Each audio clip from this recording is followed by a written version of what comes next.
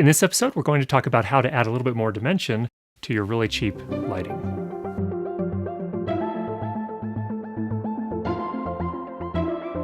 In the original really cheap video lighting episode, we talked about using the shop lights from your hardware store, putting in some compact fluorescent bulbs, and shooting through a photographic umbrella.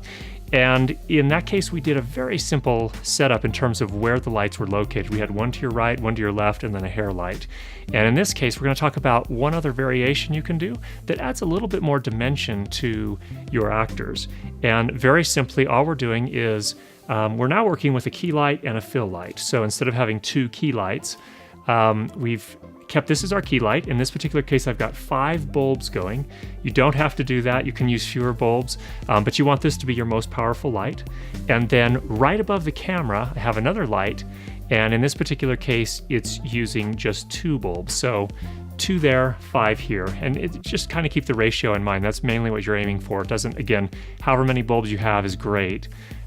You'll have a hard time if you're using just one bulb and one bulb, but in terms of getting enough power. But again, the idea is here I have 5, there I have 2, and you can tweak it and play with it and get it to it looks just right in your particular case.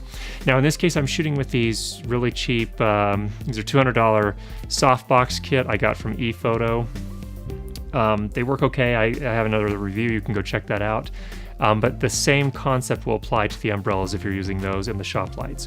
So nothing fancy there. And again, then of course I still have the hair light up above just as before, so nothing changed there. Now here's an example of what the lighting looks like from right behind the actor. Off to the right we have the key light, again with 5 bulbs on. Then straight ahead you see the fill light right above the camera. That's the camera that is shooting the scene. And that is powering 2 bulbs, so it's less light than the key light itself. And then of course above, which you can't see here, is the standard hair light, which is just pointing down on top of the actor. So this is how you add that little bit more dimension, a little bit of shadow on the left-hand side, or the right-hand side, from the camera's point of view of your actor's face.